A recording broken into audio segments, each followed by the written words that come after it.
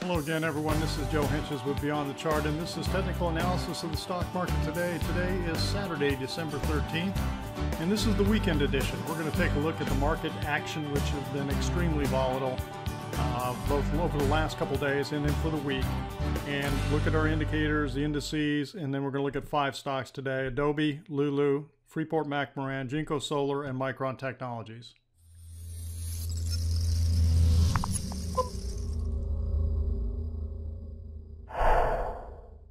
Okay, we're going to start off here with the Dow Industrials, which was down 315 points on Friday. Big down day. And actually, you know, as the various stock market and financial pundits have been saying, I mean, this is the biggest down week since September 2011. So in a little over 3 years, the biggest down week. So I am now thinking that this fifth intermediate wave up is completed. That's my thinking on it. The 5 waves in here were very hard to detect, I believe. I think we had a fifth wave that worked. And when I look at it on a 30-minute basis, hourly, and a 30-minute basis, it becomes a little clearer. So that's the scenario I'm going with now that says the fifth wave up here is done. And we'll talk about something else when I look on the weekly basis here in a minute. The indicators, clearly we got a little divergence right here at the top. DI minus is above DI plus. So we were getting, you know, a few signals. I've talked about some things, you know, my post that talked about last week, you know, where I said, you know, the title of it was called Cracks. And, you know, some warning signals when we talked about the number of 52-week new lows. Going over 300 very quickly in this move.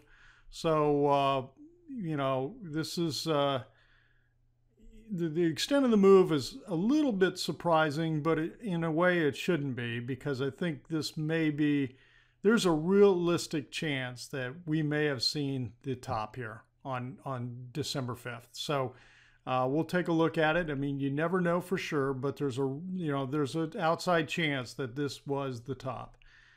When I take a look at the weekly basis, I now believe that the scenario we're working is that this was the completion of the 5th intermediate wave up of a 5th primary wave, and that 5th primary wave was coming up off the bottom of you know, March 2009 in here. So I really believe that the scenario we're working here is that the impulse wave 5 that we've been talking about for a long time has just completed itself. You know, this whole move, this move since March, I mean, look at the volume, okay? We can look at volume scenarios on this. Let me increase this up a little bit, get this picture just a little bit better. When you look at the volume, here's where what I think is played out. I think we had this major impulse wave 4 that went sideways from 1966 to 1982. We then launched into this huge final 5th wave bull market, and so we got this big move up 1, 2. The 1987 stock market crash. Everybody thought the world was coming to an end. I don't have volume for dates prior to this, prior to the beginning of 1988 for whatever reason on the Dow anyway. And so you could see how the volume was building as it continued to push, and the volume was building and it builds right up into 2000, okay, right into the peak of 2000. Then we get volatile at the top in the corrections, and the volume starts fluctuating dramatically, okay, up, down, and now we move into the peak in 2007, okay.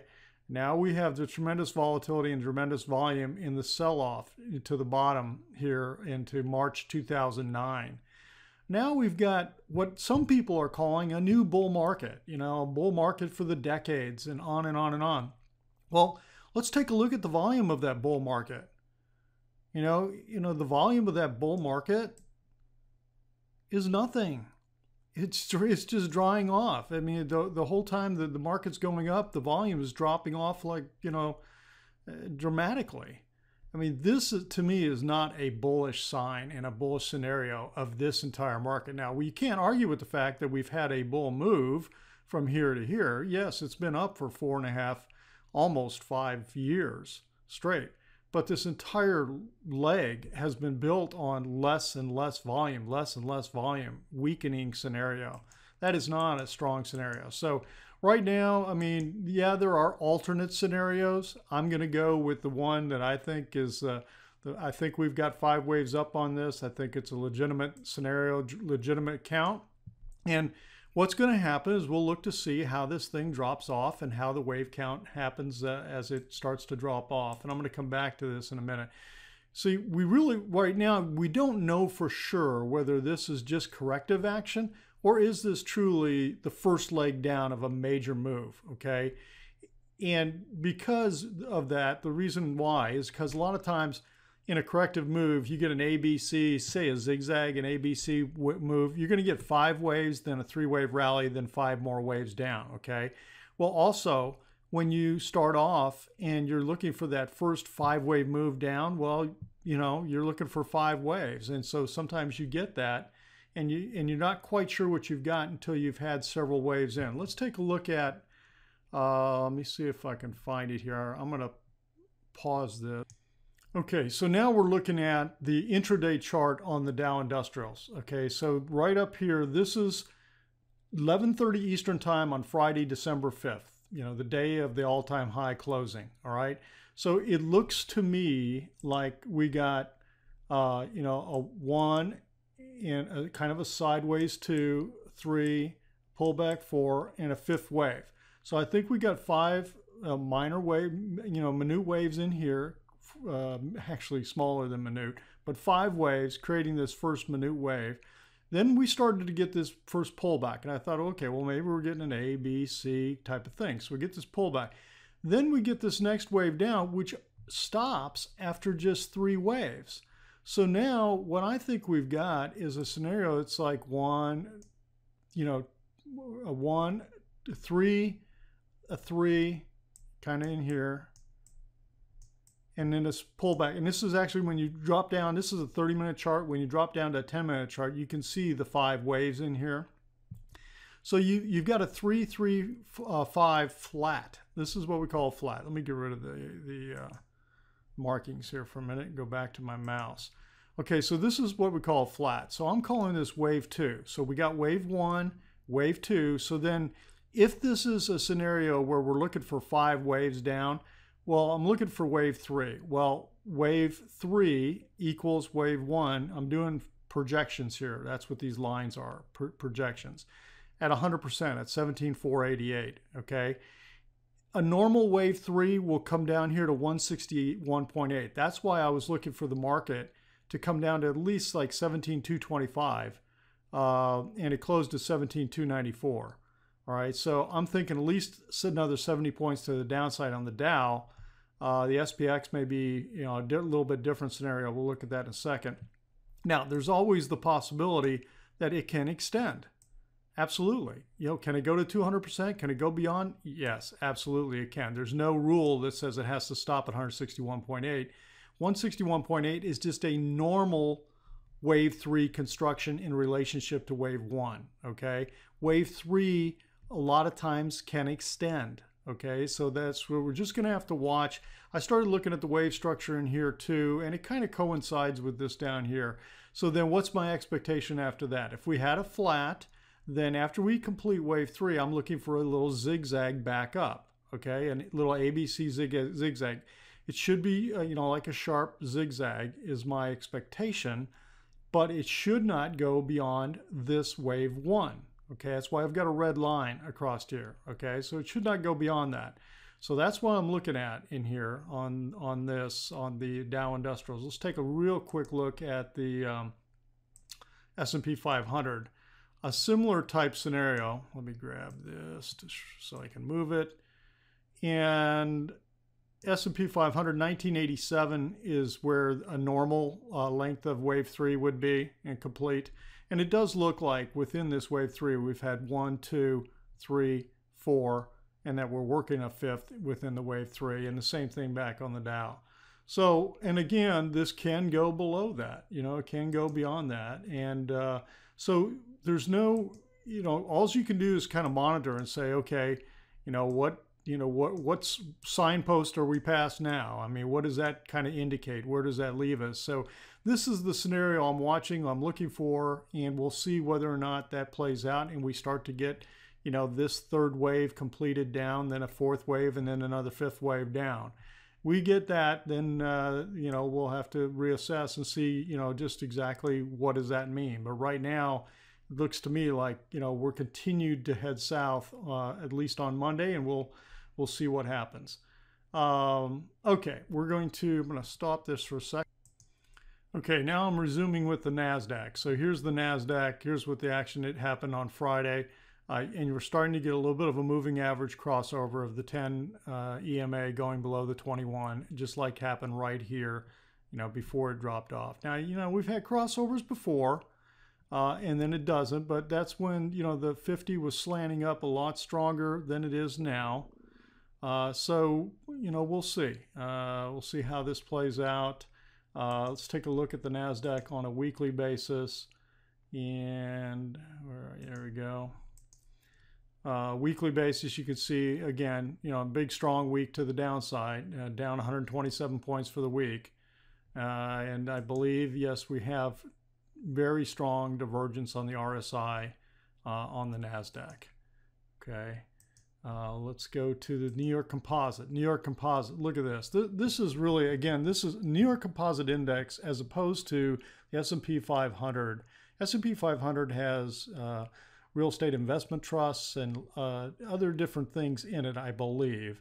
And the New York Composite, I think, is 100% equities. And you can see it never moved to a newer high. It's now also becoming one of the weakest, well below the 233-day moving average in here, just like it got here. And if you think back, well, where's the Dow? Well, the Dow is well above that. I mean, for the Dow to catch up and be comparable in New York, it would be all the way down here, probably another 1,000 points down to be equal to where the New York Composite is in relationship to its moving averages, et cetera, in terms of the weakness. So let's take a look at the New York Composite, there it is, on a weekly basis. And again, this flat top across here and then closing back down. I mean, it's closing below this, which is really the 55 on a weekly basis. I mean, that's probably fairly comparable to the 200 and some moving average. I haven't done my math lately, but anyway. The Russell 2000 is the last one, and look at this close. Okay, I had drawn this line. You knew I had this line drawn in here. I drew it, at one point last week or last weekend. I can't remember which. And so now it's closed below that. And really, if you say, well, the body of the candles may be the strongest point instead of counting the wicks in here, well, it opened at 11:53. It closed at 11:54 here. And where is it closing on Friday? 11:52, okay? That's the other thing. Not only did Friday close practically on the low for the day, it was practically on the low for the week for almost every indice. So let's look at the Russell 2000 on a weekly basis. And clearly, it's back down below the 10-week moving average and closing it. And look at how this whole thing stalled out on a weekly. I mean, it's kind of a signal. It just couldn't push beyond this trend line. And had a bunch of doji bars, and now it collapses on down. So, all right, that's the indices. We took a long look at those. Let's take a look at the short-term trading index. Let's look at our indicators. If I can find that, there we go. Okay, so we had this big reading on, what was it, Wednesday, came back down. And again, a lot of times I'm looking for a cluster of two out of three or a couple of these. We didn't get that signal. The blue lines come back down a little bit. Why is that? Looking for my little data window. Moving average isn't showing up for some reason. I'm not sure why that's happening. I'll have to double check that. It's kind of strange. And let's see, let's look at the VIX.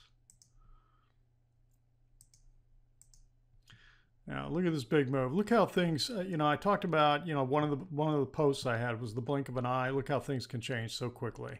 All right, we're down here. We're kind of stalling out. We did get that divergence, remember, right here. that showed up and said, and then all of a sudden we got the pop, and wow, we're off to the races here. So, I mean, this is looking, you know, very, very strong. Doesn't mean it can't stop, but right now it's looking like it's in launch mode on the VIX, which is the fear index. Okay, and the high-low indicator. This thing is really starting to drop off too. And of course, you know, we had that indication that I talked about.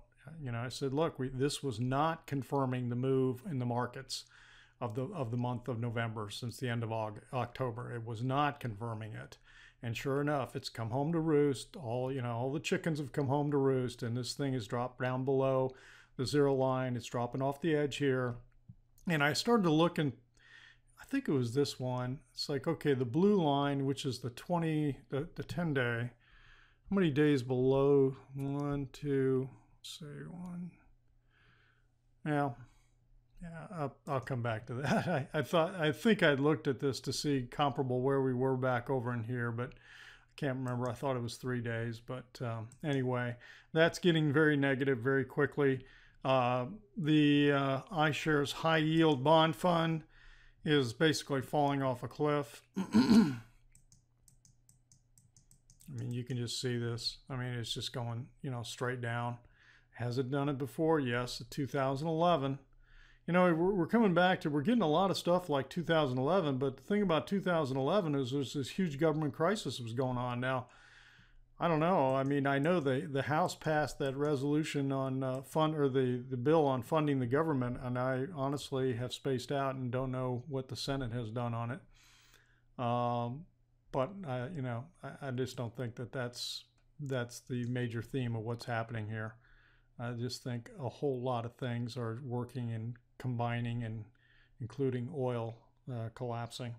All right, the put to call ratio is 10-day is 0.67. So it's not close to an extreme by any means. And a lot of times, you know, that put to call indicator gets at extremes, and it did it back in June. And a lot of times it's a leading indicator of 4 to 5 months. Okay, here's what I'm talking about. Okay, the put to call ratio is starting to rise. You know, we had really low readings here on November 21st, individual one-day readings on the 18th and the 21st of November.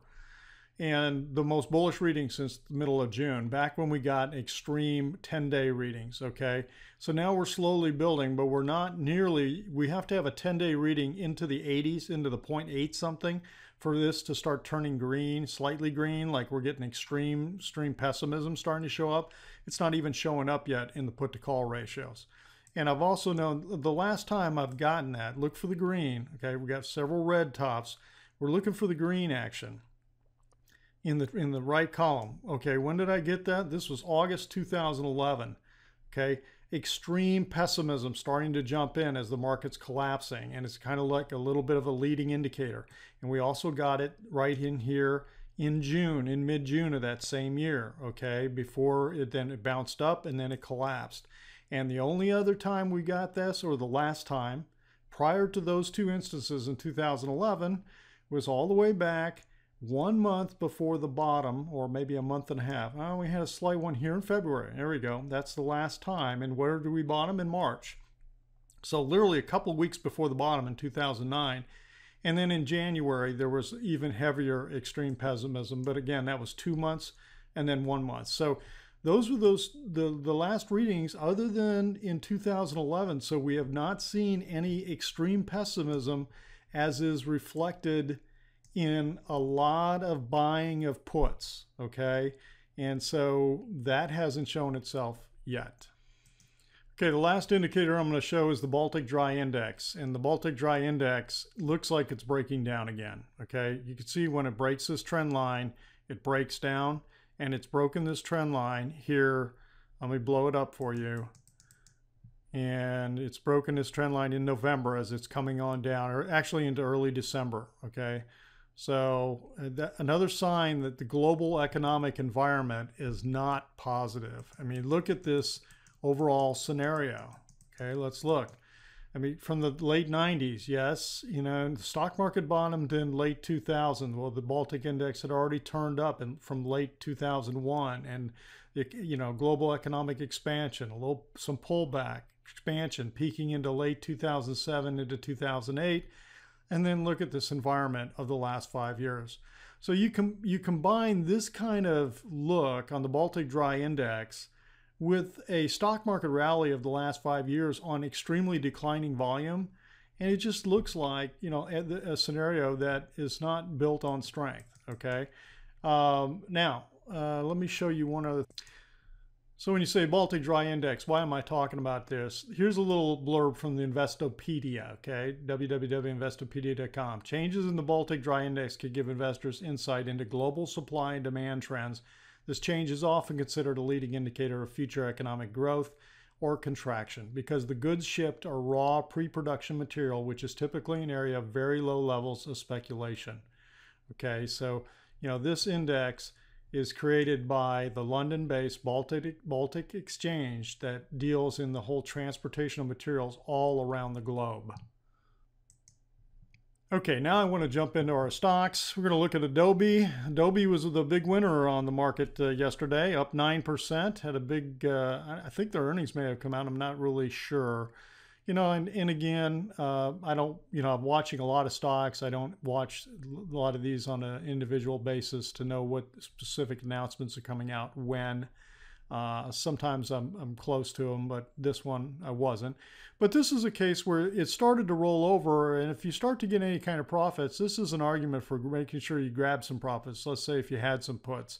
I had considered actually getting into this in puts, but didn't because I didn't feel like the divergence was as strong as I would like to have seen. And so, you know, it was a good thing. You know, we got this huge pop on Friday. Now, whether or not that is going to hold up is going to be another whole scenario. I mean, here's the demand index. The DI plus looks strong. And, you know, a little bit on the RSI. It's kind of hard to tell because this move, you don't know what's happened. Huge volume. I mean, this is, I mean, we'll see whether or not that means it's launching it into a new move or whether or not that's the end of it. We'll have to watch and see. Let's look at the next one. Is LULU is another one that was very strong yesterday. But LULU, I'm a little skeptical about continued action. Now, if it does, then that means this is super strong because there's some points in here of resistance here, here, and here where I've seen previous little, you know, rallies got sold off, got sold off, got sold off. So these three, this is creating a resistance zone, okay, that this stock is going to have to push through. It's had a nice move. You could almost make the case that, you know, you're seeing some kind of 5-wave move here, 1, 2, 3, 4, 5, and therefore running into resistance after a 5-wave move, that could mean that it's coming back on down. You know, again, you don't jump in and go, oh, okay, I'm going to buy a bunch of puts because of that. No, I'm just saying that, you know, it's why I probably wouldn't be buying calls in here. This is not the kind of setup that I'd be looking to buy calls on. And, you know, in this environment, I'm skeptical of that move anyway. But just wanted to jump in on this because it was a big mover on Friday. All right, let's take a look at Freeport-McMoRan to the downside. This was a big mover, minus 5%. I mean, this is really, really falling off a cliff here. Closed at 21.78, down $1.20. And if you back this on down, you can see how it's gotten well below here in June, July 2013. And it just continues. It just has this kind of rolling over and falling off a cliff, kind of the feel like from 2008 to a certain degree.